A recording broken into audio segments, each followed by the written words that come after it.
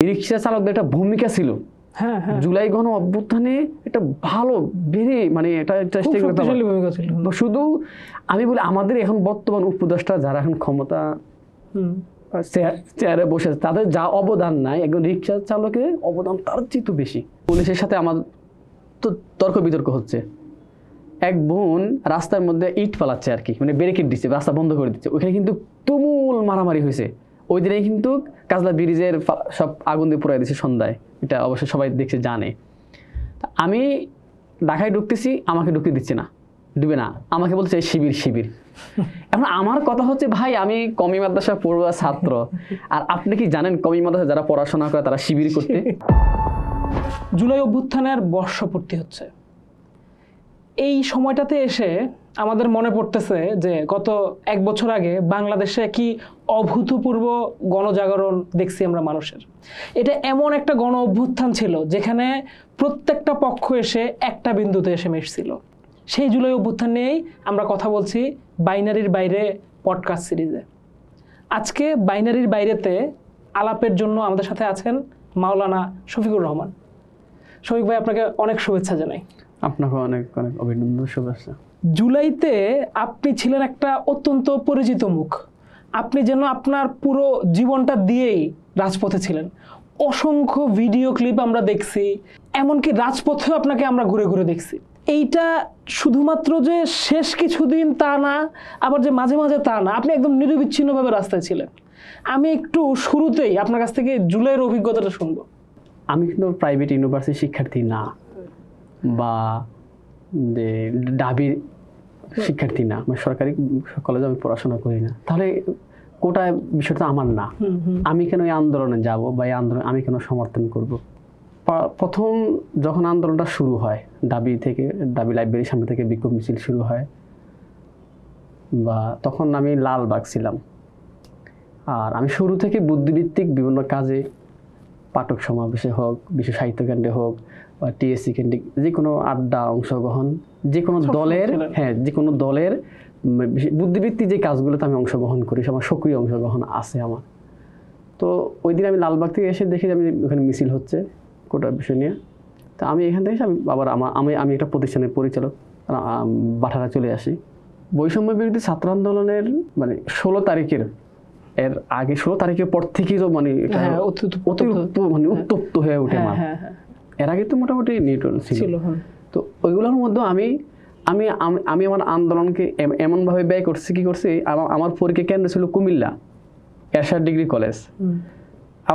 ওই সময় কি করতাম, আজকে ঢাকাতে একটা প্রোগ্রাম আছে, তো কালকে আমার পরীক্ষা, আজকে ঢাকায় প্রোগ্রাম, তো এটা তো আমি আসবো কীভাবে, যে আজকে আমার পরীক্ষা নেই, কিন্তু দেখা গেছে কি কালকে আমার পরীক্ষা আছে, তো একদিন পর তো পরীক্ষা। তো আজকে পরীক্ষাটা দিয়ে আমি রাত্রি আবার কুমিল্লা থেকে ব্যাগ হয়ে ঢাকা চলে আসতাম। সারাদিন পরীক্ষা পড়া প্রস্তুতি না নিয়ে ঢাকায় মোটামুটি দেখা যাচ্ছে টিএসসি, ডাবি কেন্দ্রিক ভাইদের সাথে আন্দোলন করে, বা রামপুরা কেন্দ্রিক আন্দোলন মানুষ সুসংগঠিত করে আবার রাত্রি চলে যেতাম, কুমিল্লা চলে যেতাম। এইভাবে আমি 16 তারিখ আগ পর্যন্ত আমার একটা ছিল আর কি। সম্ভবত 16 তারিখেই এই ছাত্রলীগের আক্রমণটা ঢাবিতে হয়েছে। আপনি দেখবেন একটা ভিডিও, একটা ছবি আছে, একদিন বোনকে মারছে, একটা বোন এইভাবে হাত দিয়ে রাখছে, কাঁধে ব্যাগ ছিল। তো ওই ছবিটা আমাকে এত এত মর্মাহত করছে, মানে এত পীড়াদায়ক আমাকে দিছে, আমি এটা সহ্য করতে পারি না কেন জানো। কিন্তু ওই ছবিটা দেখার পরে আমি নিজেকে ইয়ে করতে পারি না। তো এই রামপুরা মহানগর প্রজেক্ট, হাতির ঝিল বা বনশ্রী, আফতানগর, এই সাইডটা তো আমার পড়াশোনা, আমার এলাকা। আমি ফুটবল খেলি প্রতিদিন সকালে এই এলাকার লোকগুলোর সাথে। আমি একটা মানে খুব সাহস, আমি এর আগ থেকে তো আমার পরিকল্পনা অনেক আন্দোলনকে কেন্দ্র করে আছেই।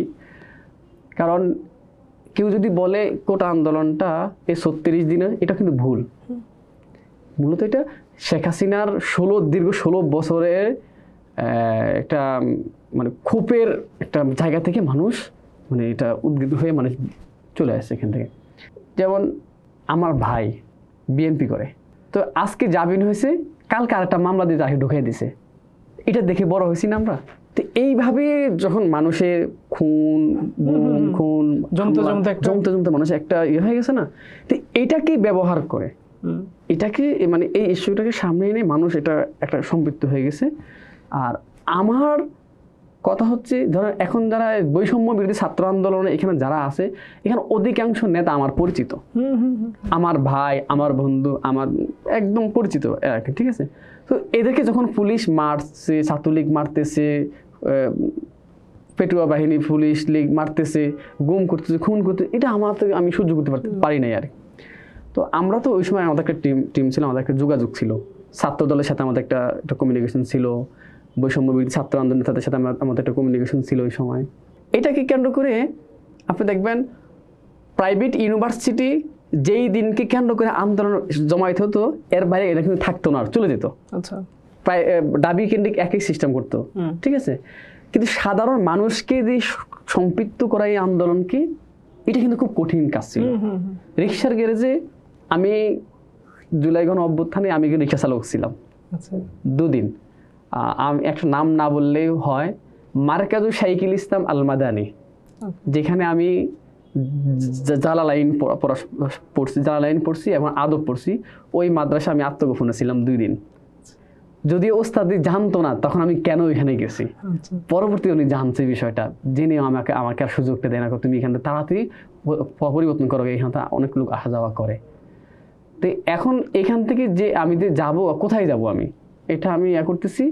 যদিও এক বোন অফার করছে যে তার বাসায় যাওয়ার জন্য, আমি নিরাপত্তার খাতিরে আমি তার বাসায় যাইনি, নাকি আমি রিক্সাও চালাইছি।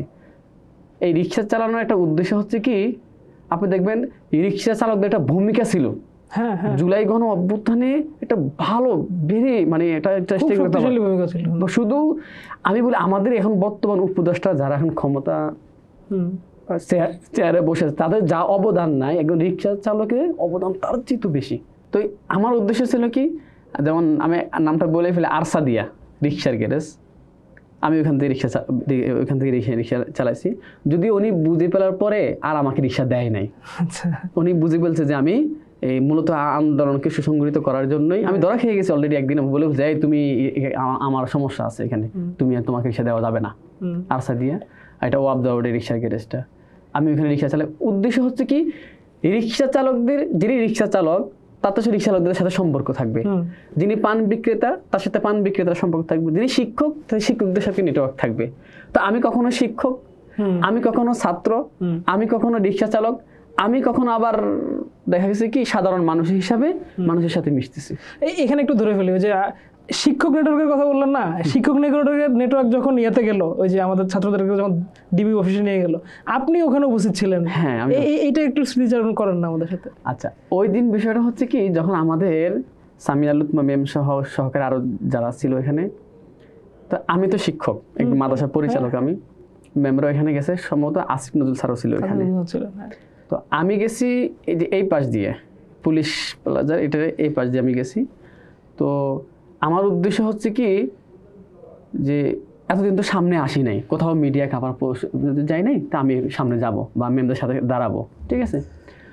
তো পুলিশ আমাকে বলছে আপনি দাঁড়ান এখানে। আমি ব্যারিকেড ছিল, ওই পাশে ব্যারিকেড ছিল, বেলুড়ের এই পাশে ব্যারিকেড ছিল। আমি ওখানে গেলাম, যাওয়ার পরে আপনার পরিচয়। তো ভাগ্যক্রমে আমার ওইখানে একটা আইডি কার্ড ছিল আমার তখন, ওইটা হচ্ছে আব্দুল হাফিজ তাহসিনুল কোরআনের মাদ্রাসার একটা আইডি কার্ড ছিল। তখন কিন্তু আমি ছাত্র না, তারপরও আইডি কার্ডটা আমি রাখছি সাথে আর কি। তো উনি আমাকে জিজ্ঞেস করলো, আপনি এখানে কেন আসছেন, আপনি মাদ্রাসার শিক্ষার্থী? আমি বললাম আমি একটা প্রতিষ্ঠানের পরিচালক। তাহলে আমি যে প্রতিষ্ঠানের পরিচালক, আমাদের ভাইদেরকে ডিবি অফিসে গ্রেপ্তার করছে, ওদেরকে এখানে আপনি মেমরা আছে, ওনারা এই যে শিক্ষকগুলো তো হচ্ছে না, ওনারা ডাবির শিক্ষক, আপনার তো ডাবির শিক্ষক না। তা আমি বললাম আমি তো মাদ্রাসার শিক্ষক, তো একজন শিক্ষক হিসাবে আমার ভাইদের ছাত্রদের পক্ষে দাঁড়ানো আমার কি এটা নৈতিক দায়িত্ব বটে না আমার? অবশ্যই। হ্যাঁ, পুলিশ আমাকে খুব ধমকেছে, মানে খুব একটা হেনস্থা করছে। পরে আমাকে ধাক্কাও দিছে। আর পরে অনেক লোক আমাকে ধরতে আসে যে ভাই ওনাকে কেন আপনি হেনস্থা করতেছেন? আমি বললাম দেখেন, আমি মাদ্রাসার ছাত্র প্লাস আমি শিক্ষক। আমি আসছি আমার ভাইদেরকে যে গুম খুন করতেছে, মেরে ফেলা হচ্ছে, আমি তাদের প্রতিবাদ করার জন্য আছি। আপনি অবশ্য অবগত আছেন আমার একটা প্রতিষ্ঠান বন্ধ, এমনকি আমার ক্রাইসিস সম্পর্কেও জানেন। তো আমার পাশে এখন কেউ নেই। তাহলে চিন্তা করেন ওই সময় যদি আমি গ্রেপ্তার হইতাম, আপনি কি মনে করতেন আমার পাশে কেউ পাশে এসে দাঁড়াইতো না? এটার কারণ হচ্ছে কি, আমি সামনে আসি না এই কারণে আমার একটা ভয় ছিল। যদি একটা প্রতিষ্ঠান দানের উপরে চলে, মানুষের অনুদানিত চলে, যদি আমি একটা মাদ্রাসার পরিচালক, তো এখন যদি আমি মিডিয়া ফোকাস হয়ে যাই, তাহলে দেখা যাবে কি আমার মাদ্রাসা বন্ধ হবে, শিক্ষকগুলো ক্ষতিগ্রস্ত হবে।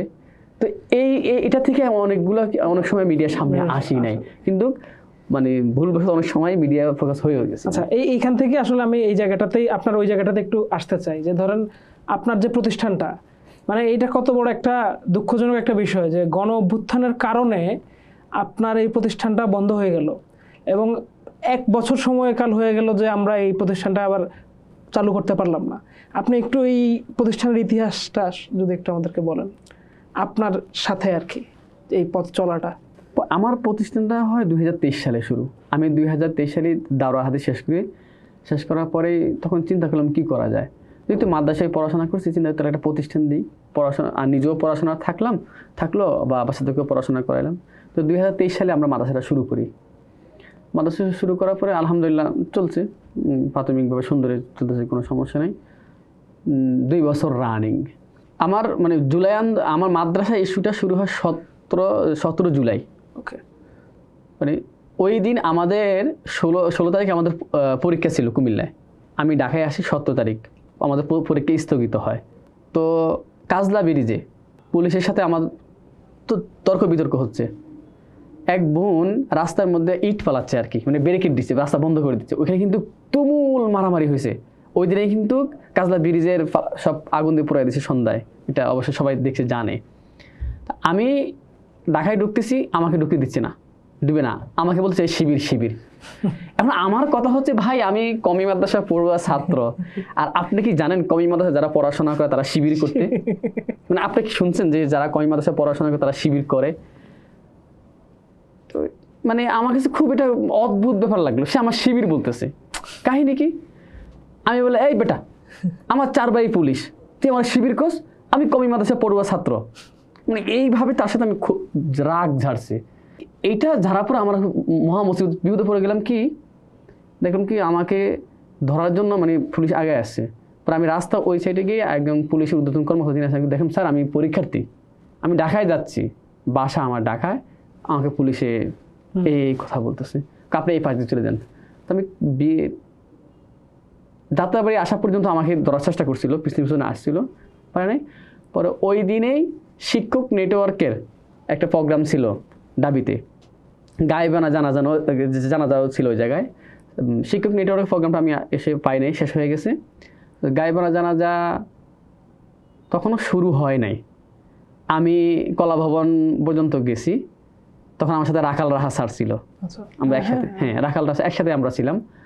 হঠাৎ করে আমাদেরকে লক্ষ্য করে পুলিশ মুহূর্তে করে সবাই ছত্রভঙ্গ হয়ে গেছে। আমি যে ঢুকে কলা ভবন ভিতরে ঢুকে জসিমুদ্দিন হলের সামনে চলে আসি।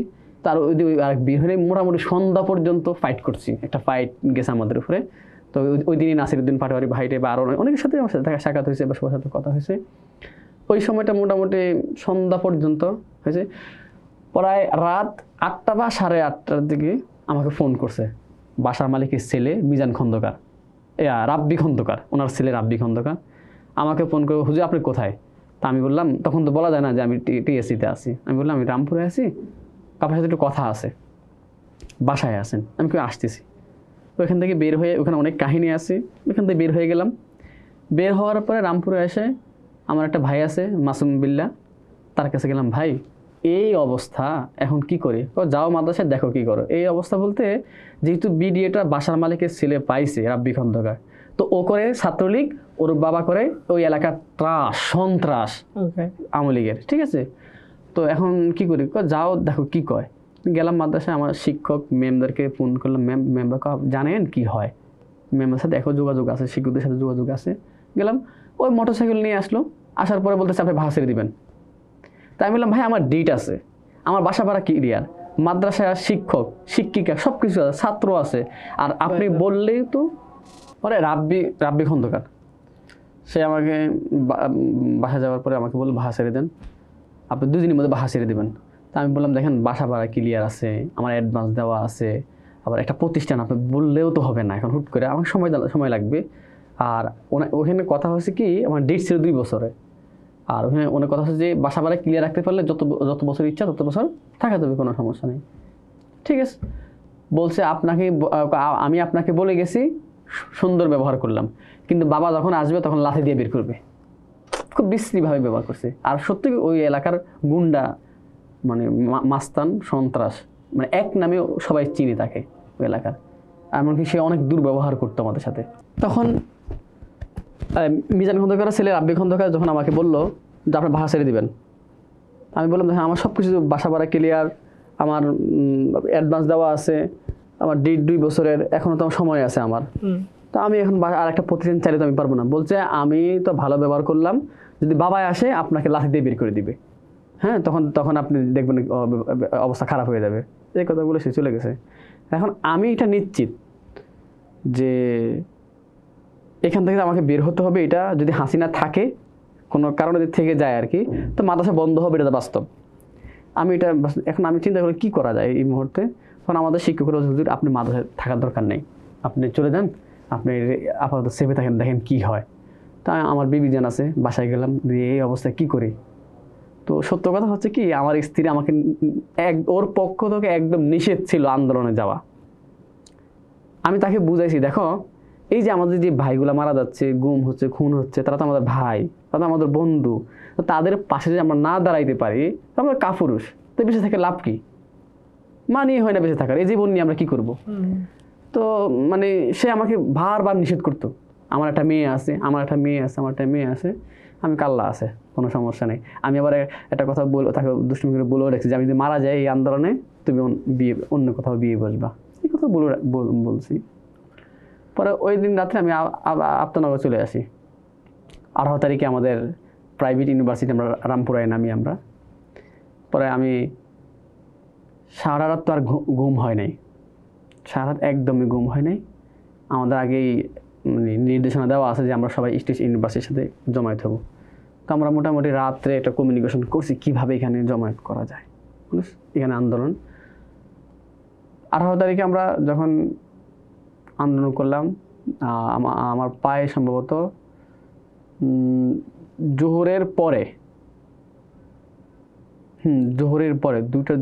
দুটো বা 1:40-42 এরকম, এই সময়ের আগে, আজানের আগে পরে এই সময় আমার পায়ে রাবার বুলেট লাগে, আমি পায়ের গুলি খাই। তো আমি মোটামুটি পায়ে রক্ত ঝরছে, টিয়ার গ্যাসের কারণে নাকে চোখে মুখে আমার পানি ঝরছে বা চোখ বন্ধ হয়ে যাচ্ছে।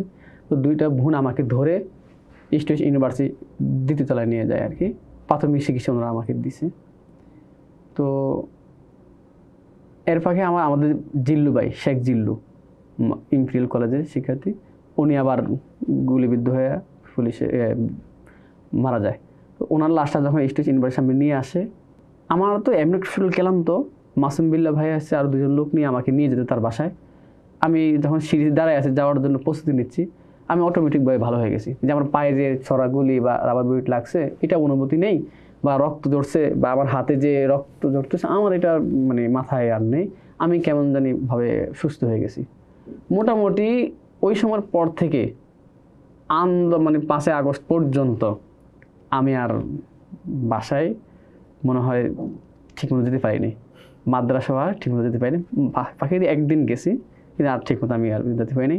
রাজপথ, আত্মগোপন বেশি ছিল না, মানে আত্মগোপন বলতে কি মানে মানুষকে সুসংগঠিত করা, মানুষকে বোঝানো, ভাই দেখেন এই যে আমার কলেজ ইউনিভার্সিটি ভাইগুলোকে মেরে ফেলতেছে, এই হাসিনা যদি থাকে আপনাদেরকে মেরে ফেলবে, আমাদেরকে মেরে ফেলবো, আপনি তো ছিলেন না আন্দোলনে, হ্যাঁ ছিলাম, আপনাদেরকে মেরে ফেলবে। এটা সফল করতেই হবে আমাদেরকে। রিক্সা চালক, খেটে খাওয়া মানুষদেরকে, শ্রমিকদের, মজুর যারা, ব্যবসায়ী যারা বা শিক্ষার্থী যে ভাইগুলা ছিল, অনেক মাদ্রাসায় কমিউনিকেশন করলাম। মাদ্রাসায় যে বিষয়টা যে হচ্ছে কি, মাদ্রাসায় অনেক শিক্ষকের সাথে তখন আমার ঝগড়া হয়েছে, এমন শিক্ষার্থীদের সাথেও এবং সম্মানিত শিক্ষকগণের সাথেও আমার ঝগড়া হয়েছে। তারা তো ওই সময় বলছে যে এই আন্দোলন আমাদের না, এটা বলার কারণ হচ্ছে ওটা তো আমাদের বিষয় না, এটা ছাত্রদের আন্দোলন। এখন যদি কোনো কারণে এটা ফেল যায়, এখন যদি মাদ্রাসা শিক্ষক বা শিক্ষার্থীদের আন্দোলন সম্পৃক্ততা পায়, তো অবস্থা তো খুব ভয়াবহ অবস্থা হবে। এই দিক থেকে এই দিক দিয়ে এই দিকের মানে এই দৃষ্টিকোণ থেকে হতে পারে তারা এই করছে। কিন্তু আমি আমার চেষ্টা, আমি সব জায়গায়, আমি তো এমন আছে যখন সম্ভবত 26 তারিখই তো না 27 তারিখে রাত্রে যে মাহিন সরকার, রিফাত রশিদ ভাই, আব্দুল হান্নান মাসুদ ভাই, রিফাত রশিদ, ওনারা যখন উত্তরা থেকে বনানী আসে, ঠিক আছে, আমি 26 তারিখ সকালবেলা ভোরে কেরানীগঞ্জে গেছি মাওলানা মামুল হক সাহেবের কাছে। আপনারা জানেন যে ইসলামী সবগুলা দল নিয়ে স্বরাষ্ট্রমন্ত্রী আসাদুজ্জামান কামাল সাহেব কিন্তু একটা মিটিংয়ে বসছিল। তখন সাধারণ মানুষ, স্কুল কলেজ ইউনিভার্সিটি ভাইরা একটা হতাশ হয়ে গেছে, কিরে আমাদের এই যৌক্তিক আন্দোলন, আমার এই এতগুলা মানুষ মেরে ফেলতেছি, এতগুলা ভাইকে গুম করে ফেলা হচ্ছে, আর ওরা যায় সরকারের কাছে বসতেছে, আলাপ আলোচনা করতেছে, মানে এটা রক্ত হৃদয় ক্ষরণ হচ্ছে আমাদের, ঠিক আছে। তো ওই দিক থেকে তো আমি তো আরও বেশি, ওনারা তো আমাদের মাতার তার সম্মানিত ওলামাই কেরাম, ঠিক আছে, ওরা আমাদের দিক নির্দেশনা দেয়। ওরা যদি এটা না, এটা হওয়া যাবে না, এই বেদনা থেকে আমরা একটা গ্রুপ কল যে এখানে কে যেতে পারবে, যে এটাকে মানে ওনাদের মন মানসিকতা বুঝতে পারবে, ভার্সনটা কি, ওনাদের ভাবটা কি, যে আমাদের আন্দোলনরা থাকবে কিনা, নাকি সরকারের সাথে নেগোসিয়েশন করবে, মানে এটা কমিউনিকেশন করে সরকারের দিকে এটা ওনারাই নেবে, অবস্থান নেবে কি এটা। তখন জগন্নাথ বিশ্ববিদ্যালয়ের শিক্ষার্থী সিয়াম আর নুফাইস, হ্যাঁ, তার সাথে আমার যোগাযোগ হচ্ছে নিয়মিত। এই দিক দিয়ে রাষ্ট্র সংস্কার আন্দোলন ইসাক আহমেদ ভাই, তারপরে হচ্ছে জিহাদি এহসান কবি, উনি হচ্ছে যে বিপ্লবী ছাত্র পরিষদের নেতা, ওদের সাথে যোগাযোগ হচ্ছে, আগে কথা হচ্ছে। বিশেষ করে ওই দিন বেশি কথা হচ্ছে আমার সাথে সিয়ামের সাথে কথা হচ্ছে। ওর বাড়ি সে আত্মগোপনে ছিল, মানে আত্মগোপনে কি, সে সম্ভবত 15 তারিখে ছাত্রলীগে আহত হয়েছে, সে বাড়িতে ছিল ওই সময়। তখন আমিও তাকে দেখতে যাওয়ারও কথা ছিল, পরে আর আমি যাই নাই। পরে আমি মাওলানা মামুল সাহেব ওইখানে গেলাম, কলাতিয়া মাদ্রাসা জামিয়াতুল তারবিয়াতুল উম্মাহ, এটা ওনার একটা মাদ্রাসা আছে কলাতিয়া, ওখানে গেলাম। তো যাওয়ার পরে আমি যেটা দেখলাম, ওইখানে কথা বলার সিচুয়েশন নাই, মানে ওইরকম সুযোগ সুবিধা নাই। এটার কারণ হচ্ছে কি, ওইখানে কিন্তু গোয়েন্দা বাহিনীর লোক ছিল, যদি ওনারা এটা বুঝে নাই এখানে কি, অনেক লোকে তো যায় অনেক জায়গায়, আমি তো ওইসব মাঠে ছিলাম, কে কি করে কোথায় কি, আমি তো এটা আমি চিনি অনেককে, ঠিক আছে। তা আমি আর নিরাপদ নামাজটা পড়লাম, নামাজটা পড়ার পরে হুজুরের খাদেম সম্ভবত, যদি উনি আমাকে পরিচয় দিছে, উনি ওই মাদ্রাসার শিক্ষক, তারবিয়াতুল উম্মাতের নাম হচ্ছে শফিকুল ইসলাম সাহেব। ওনাকে বললাম, ভাই আমাকে হুজুরের সাথে একটু কথা বলার সুযোগ করে দিতে হবে। তো উনি বললো, ভাই কথা বলার তো ব্যবস্থা স্পেশালিভাবে দেওয়া যাবে না, অনেক মানুষ এখানে, আর চাইলেও আসলে ওটা সম্ভব না। ওই এমন একটা সুযোগ, জুমার নামাজ পড়লাম, জুমার নামাজ হুজুর একটা রুমের ভিতরে ঢুকছে, যাওয়ার পরে সবাই মুসাফা করতেছে, আমিও ধারাবাহিকভাবে মুসাফা করলাম। পরে অনেকক্ষণ চিন্তা করলাম, না এই মেসেজটা দিতেই হবে, আমি কি জন্য আসলাম, না তো আমার বিতা। পরে শফিকুল ইসলামকে ডাক দিলাম, ভাই আমি বৈষম্য বিরোধী ছাত্র আন্দোলনের পক্ষ থেকে আসলাম, একটা কিছু প্রশ্ন নিয়ে, কিছু কাজ নিয়ে। জি ভাই বলেন। ভাই জানেন আক্তার ভাই গ্রেপ্তার হয়ে গেছে, বিপিনুর ভাই গ্রেপ্তার হয়ে গেছে, বা আমাদের অনেক ছাত্র ভাইদের গুম করে ফেলা হয়েছে, অনেকে গ্রেপ্তার করে ফেলা হয়েছে ডিবি অফিসে নিয়ে। হ্যাঁ, এখন আপনারা যে হেফাজতে ইসলাম অধীনে যে এই যে একটা মিটিং হয়েছে স্বরাষ্ট্রমন্ত্রীর সাথে, যে একটা মিটিংয়ে বসলেন আপনারা, ঠিক আছে, মানে এটা দ্বারা উদ্দেশ্য কি, মানে এটা সরকারের সমর্থন দেওয়া, মানে এটার দ্বারা কি, বা এখন এই যে ছাত্রদের বৈষম্য বিরোধী ছাত্র আন্দোলনকে আপনারা কি সমর্থন দিবেন কিনা, বা কি করবেন এদের পক্ষে। তখন শফিকুল ইসলাম ভাই বলল, যারা গ্রেপ্তার হয়ে গেছে তাদেরকে আমরা মুক্তির জন্য ব্যবস্থা করব, যারা আত্মগোপনে আছে তাদেরকে আমরা সহযোগিতা করব, আত্মগোপনে আশ্রয়ের মাধ্যমে, যেভাবে মাধ্যমে ওদেরকে আমরা সহযোগিতা করব, আর এই আন্দোলনে আমাদের পূর্ণ সমর্থন আছে। মানে এটা শোনার পরে একটা ভালো লাগলো। আপনি দেখবেন মাওলানা মামুল হক একে ইস্যু করে কিন্তু পুরো বাংলাদেশের তরুণদের মধ্যে একটা খুব ভালো একটা জনপ্রিয়তা আছে ওনার, ঠিক আছে। আমি আসার পরে আমি মোটামুটি কয়েকটা গ্রুপ এবং প্রাইভেট ইউনিভার্সিটি বা মাদ্রাসার কিছু জায়গা, আমার যে জায়গা কথা বলার জায়গা, ওখানে বলে দিচ্ছি যে না, উলামায়ে কেরামের সমর্থন আছে এই আন্দোলনে। তারপর দেখছি 19 তারিখ কি হয়েছে, মানে শেখ হাসিনা তো একটা গণহত্যা চালাইছে, কিভাবে মানে রিদওয়ান বিজেপির যে সে তো আমাদের রামপুরেই তো গণহত্যা চালাইছে, দেখা মাত্রই গুলি, ঠিক আছে, পুরো আন্দোলন একটা রূপ নিছে, কিভাবে সাধারণ মানুষ রাস্তায় নেমে এসেছে। তারপরে এখন 18-19 তারিখ, আমি আপনি মাদ্রাসা বিষয়টা বলার জন্য আমি এটা বলতেছি, 18-19 তারিখ। এখন আমি পায়ের আবার বলি আমি অসুস্থ, আমার শরীর চলতেছে না, এই আমি কি করবো এখন। পরবর্তীতে আমি আপনার একটা মাদ্রাসা, আব্দুল হাফিজ তাহসিনুল কোরআন মাদ্রাসা, ওই মাদ্রাসা আমি একদিন এক রাত আত্মগোপন ছিলাম। ওটা এমন একটা মাদ্রাসা মানে সেখানে বুঝতেও পারবে না যে এখানে কে আছে, কারণ শিক্ষার্থীরা আছে, আমাকে এমন এক জায়গায় রাখছে মানে সারা কেউ বলতেও পারবে না এটা কোন জায়গা। মানে এমন একটা সুন্দর একটা জায়গা আছে হেফজখানার নিচতলায়, পানির টাঙ্কির জায়গা, মানে বাচ্চারা যে টেবিল দিয়ে পড়ে না, ওই টেবিলের নিচে দিয়ে আমাকে সবাই রাখছে, ছাত্ররা খুব সুন্দর একটা করছে। আমার জন্য ভিআইপি ভাবে ওষুধ আনা নেওয়ার ব্যবস্থাও ছিল ওই সময় জানালা দিয়ে, কারণ আমি হাঁটতে পারতাম না। তো এই ছিল। এখন মাদ্রাসা থেকে বারবার শিক্ষকরা ফোন করতেছে, হুজুর বাসার মালিক আছে। কে আছে? বাসার মালিকের বউ আসছে। হুজুর বাসার মালিক আসছে মিজান খন্দকার, হুজুর ওনার ছেলে আসছে, হুজুর লোক নিয়ে আসছে, হুজুর মহিলা নিয়ে আসছে। কি হয়েছে? ওরা ধমকাচ্ছে, ওরা খারাপ ব্যবহার করতেছে, বাচ্চাদের সাথে খারাপ ব্যবহার করতেছে, ক্লাস থেকে উঠিয়ে দিচ্ছে। মেমরা, আপনি চাইলে আমি এই কথাগুলো ম্যামদের আপনার সাথে কথা বলে দিতে পারবো। পরে যেটা হচ্ছে এখন আমারও তো কিছু করার নেই। আমি কি করলাম, সম্ভবত আব্দুল হান্নান মাসুদ ভাই সম্ভবত 22 তারিখে একটা সাংবাদিক সম্মেলন করে সম্ভবত দাবিতে। হ্যাঁ, আমার এটা মনে পড়তেছে না, আমার 22 তারিখে সম্ভবত।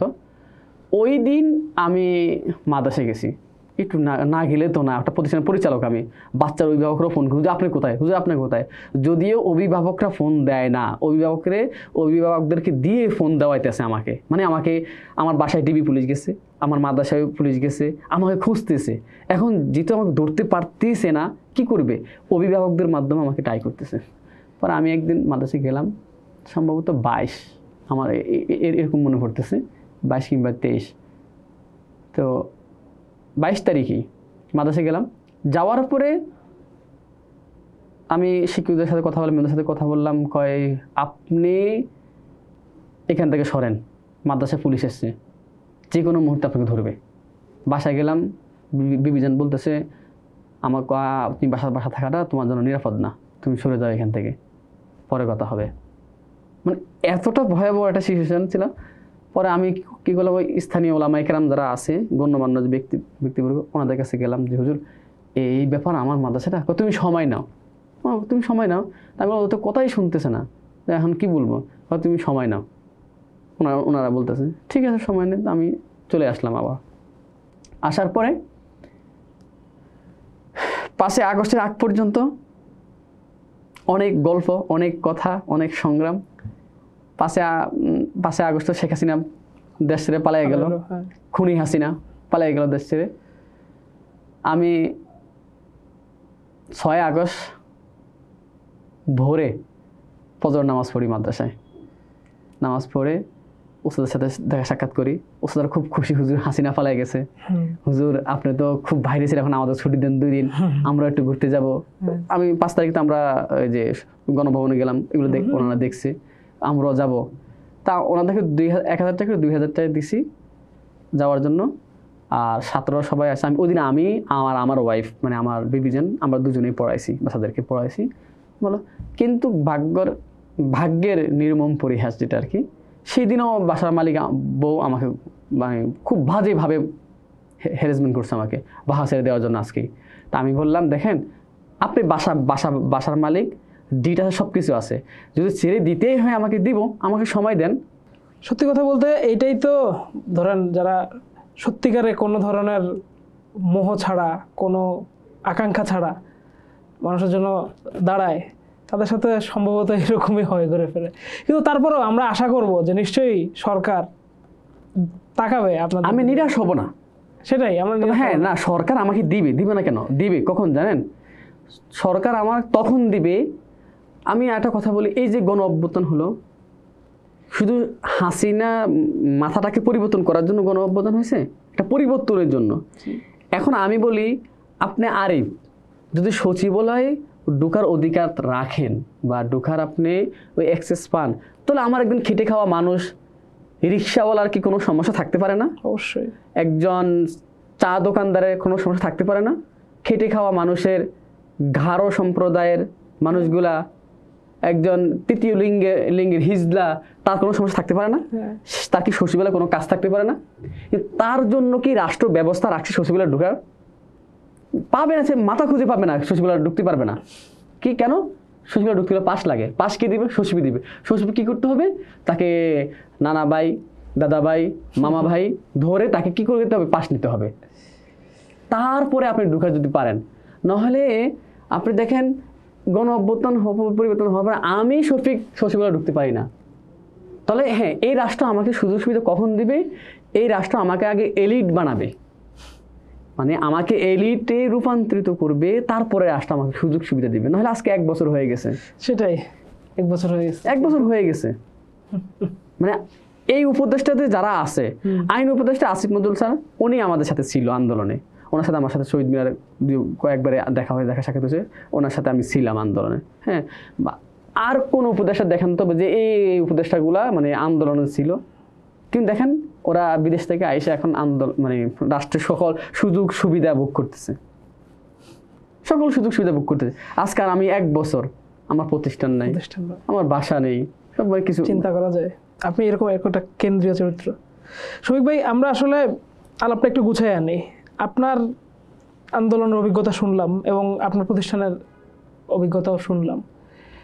এখন একটা তো হচ্ছে যে কি ধরেন আপনার মতো মানুষরা যারা সব নিঃস্বার্থভাবে মানুষের জন্য কাজ করে, এই মানুষরাই তো আসলে জুলাই গড়ে তুলছে। আসলে এই যে অকাতরে মানুষ জীবন দিল, ছাত্ররা, আপনার মতো যারা আছে, তো এরপরে যে আমাদের যে আকাঙ্ক্ষার রাষ্ট্রটা, যে দেশটা আমরা চাইতেছি, আমি শেষে এসে আপনার কাছে জানতে চাইবো যে কি কোন কোন জায়গাগুলোতে আমরা একটু ভালো হইতে পারি, তাহলে হয়তো এই যে বিগত ফ্যাসিস্ট যে আওয়ামী শাসন ছিল তার থেকে একটু বেটার, একটু ভালো, সবার জন্য সবাইকে মিলেমিশে থাকার একটা বাংলাদেশ আমরা বানাইতে পারবো।